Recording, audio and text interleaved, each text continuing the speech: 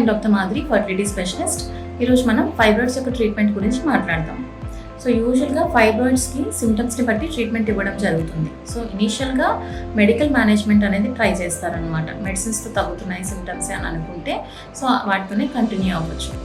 లేదు అని అనుకుంటే మెడిసిన్స్కి రెస్పాండ్ అవ్వలేదు, లేదంటే ఫైబ్రాయిడ్ సైజ్ అనేది పెద్దగా ఉంది, ఫైబ్రాయిడ్ వల్ల ఇన్ఫర్టిలిటీ ఇష్యూస్ ఉన్నాయి, లేదంటే ఇంకేదైనా ఇష్యూస్ కాంప్లికేషన్స్ ఉన్నాయి అనేటప్పుడు అప్పుడు సర్జరీ అడ్వైస్ చేయడం అనేది జరుగుతుందన్నమాట.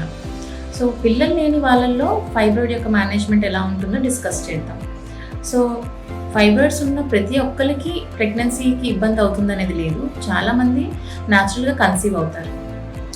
ఒకవేళ ఈ ఫైబ్రాయిడ్స్ అనేవి చిన్నగా ఉన్నాయి అండ్ ఎండోమెట్రియం అంటే గర్భసంచి లోపల పొరని ఏం డిస్టర్బ్ చేయట్లేదు అని అంటే యూజువల్గా వీటికి ఏం ట్రీట్మెంట్ ఇవ్వకుండానే ఫర్టిలిటీ ట్రీట్మెంట్స్, బేసిక్ ట్రీట్మెంట్స్తో స్టార్ట్ చేస్తాం.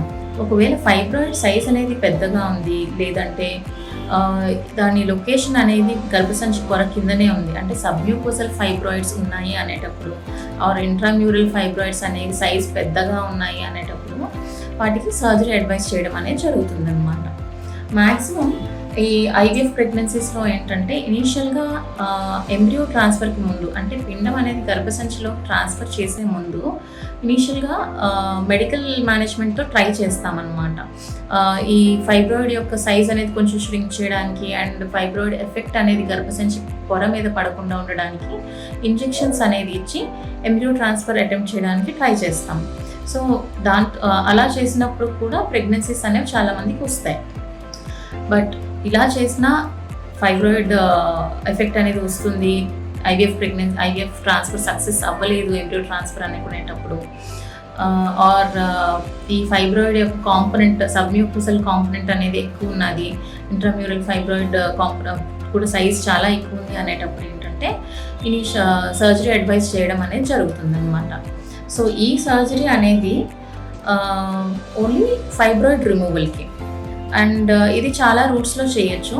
హిస్ట్రోస్కోపిక్ రూట్ చేయొచ్చు, లాప్రోస్కోపిక్ రూట్ చేయొచ్చు అండ్ ఓపెన్ సర్జరీ కూడా చేయొచ్చు. సో హిస్ట్రోస్కోపిక్ రూట్ ఎవరికి సజెస్ట్ చేస్తాము?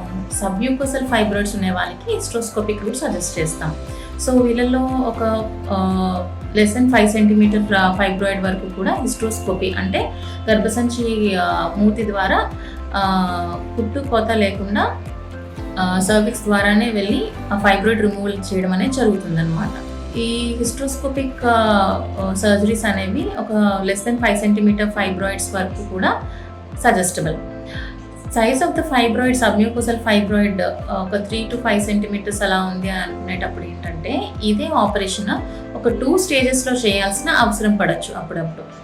అండ్ ఆపరేషన్ అయిపోయినాక కూడా ఎంబ్రియో ట్రాన్స్ఫర్కి ఒక 3 months గ్యాప్ అనేది ఇస్తాం.